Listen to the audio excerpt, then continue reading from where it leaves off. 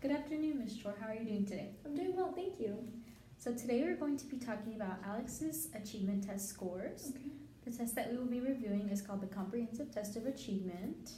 This test measures what skills the student has learned in two different content areas. There are two specific areas. The first is the norm referenced area, and the second is the criterion referenced area. So the norm referenced area measures how the student is doing compared with other students who are in the same grade or are the same age, who took the same test before it was released. Okay. The norm group consists of 10,000 students across grade levels and different socioeconomic levels. The criterion referenced area gives information on how a student performs on a specific standard or objectives as an individual. So let's have a look at the top portion first. This first column shows the subtests and totals. The second column shows the number of items. The third column shows the raw score. The next is national percentiles, scaled scores, and finally the percentiles and the bands. Okay, sounds good. So what do I need to know about my child's scores? So I'll let you know in just a second, but first I will explain the subtests. The subtests consist of reading, mathematics, language, listening, spelling, science, and social studies. The basic battery consists of reading, math, and spelling, so it is basically everything except for social studies and science. Okay. The complete battery is the total scores of how the student did on all of the tests. So do you have any questions for me? What does the reading subtest consist of? The reading subtest consists of vocabulary, word analysis, and reading comprehension. For example, in a reading comprehension question, Alex would read a passage and then answer questions about it. So let's look at the total number of items on the section and his raw score. The raw score is how many he got right, and the total number is how many were tested. So for that particular section, he got 33 out of 40 correct. I see that he is in the 68th percentile. What does that mean? Is it good or bad? Well, let's take a look at the bell curve right here. Okay. The 68th percentile means that he scored above average compared to others in the norm group because the 50th percentile is about average right there. So he's right there, above average. Okay. He scored better than 68% of the students, which puts him above average. Let's take a look at the symbols under percentile and bands. This represents the standard error of measurement. That's back on this page right here. So if Alex took the test every day for a week, he would be expected to score in the 68th to 71st percentile in reading comprehension. Okay, so I see that the symbol for problem solving in math section looks to be in the low end.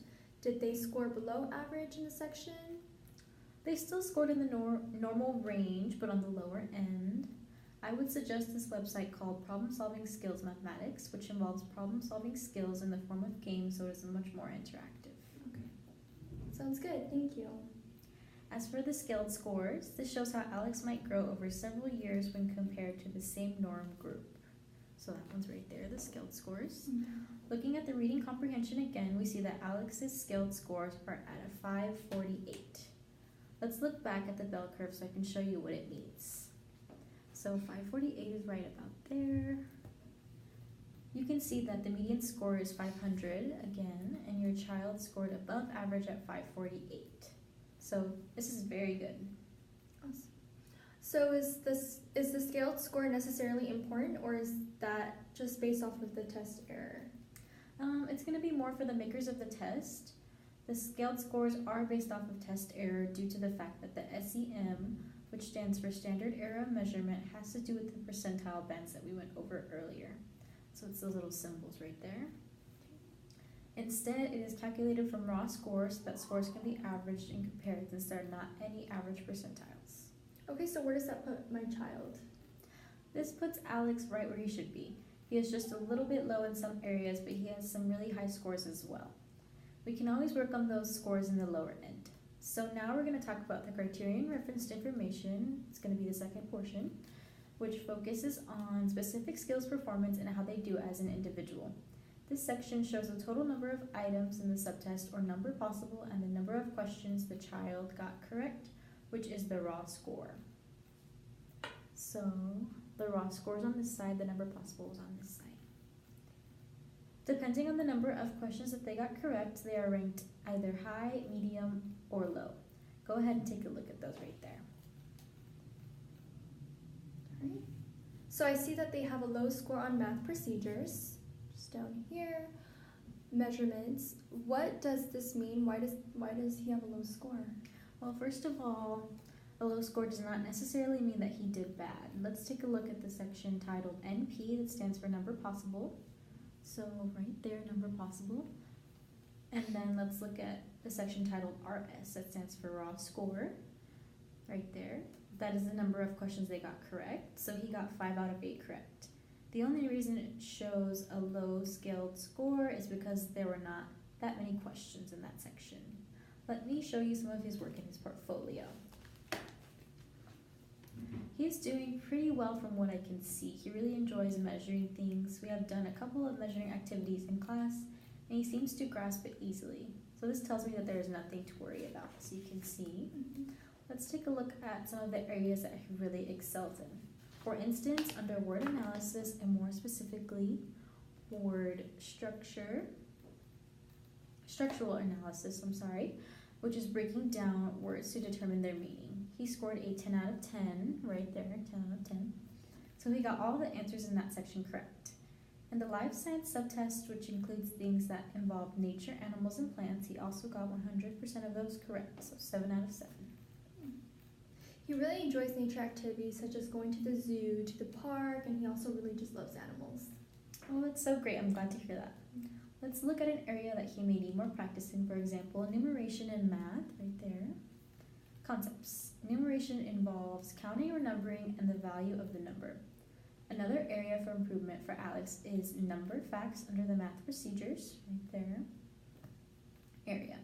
I believe that this goes hand in hand with numeration because it involves counting numbers. So is there anything that I can do to help him in those areas?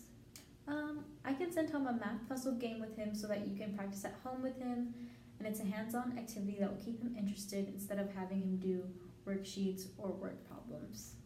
Okay. Overall, there isn't a lot to worry about for Alex. He's a very hardworking student and seems to care about his grades. One thing that he is doing quite well in is language arts. He seems to be good at writing, and he's very familiar with capitalization, punctuation, and sentence structure. I often see him writing during his free time. I'm glad to hear there. Are there any other areas of concern? He doesn't seem as interested in social studies as much, as you can see. His scores are a little bit lower right there. May I suggest books on historical figures, which will help him improve his social studies scores and maybe even his English scores. Do you have any more questions for me?